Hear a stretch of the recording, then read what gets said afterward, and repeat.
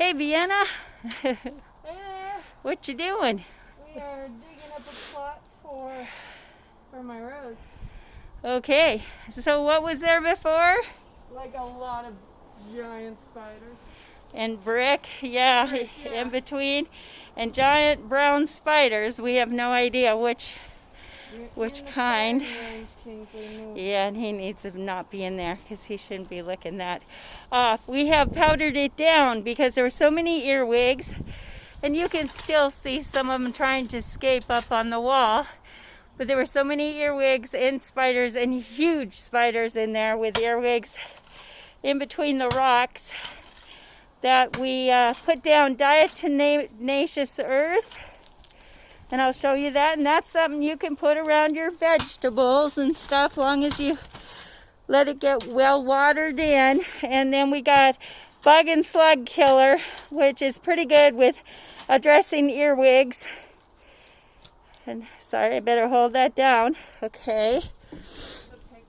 So this is a less tended end of our garden, and so there's a lot of, oh, you can see some bugs in there, and there's spiders I really don't want to deal with, and way too many earwigs from that doggone tree in the front yard.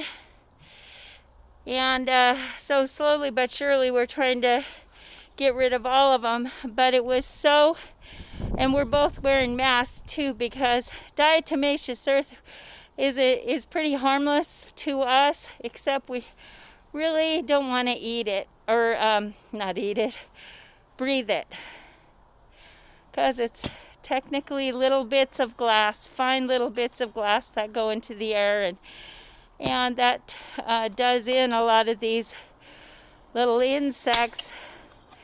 But since I don't know what kind of spiders those are, they were awful big and they were brown. I don't take a chance in case they're brown recluse, because I've seen what they can do. And I believe Vienna's middle name is John Henry. There's so much rocks in the soil that little rake isn't going to do much. Oh. I have to break up the No, soil. I've got a sieve we can put the dirt through. Well, I mean, what I'm saying is pulling the rocks out, the rake isn't working because they are in the ground. No, I get you. Yeah, probably the best thing is when we just cut out that for top 2 inches of grass and weed and stuff, Yeah. to dump. We can filter it if we need to, but that is quite a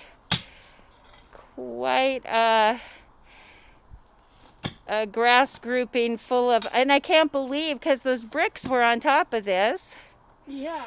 Well, the bricks Or were right more beside over there. it. I see. So we did cut down the grass and the weeds to get at this. And there's probably a little bit simpler way, but this seemed the simplest for us. Is just kind of dig it out, dig the top 2 inches or so down of weed and grass, and then dig a really nice hole for the beautiful Foxi Pavement rosebush she wants to cultivate in there. And we have to be kind of careful. I can't use the extra strong stuff for the spiders and bugs, because that is going to be a plant that we're going to harvest the hips off of, and maybe make some rose hip jam, and possibly oils for your skin from the rose petals. Yeah, and make tea. Yeah, it's just a wonderful plant. It's called a Rogusa rose, and it's made for getting scented oils and really processing all that for human consumption. So we are using the safe stuff. You pulled up some kind of a label, and I'm thinking we actually had something planted there at one time. Yeah, this is for Black-Eyed Susans. Oh, that was probably 10 years ago. Okay, well, let's go ahead and we'll let a little time pass and come back.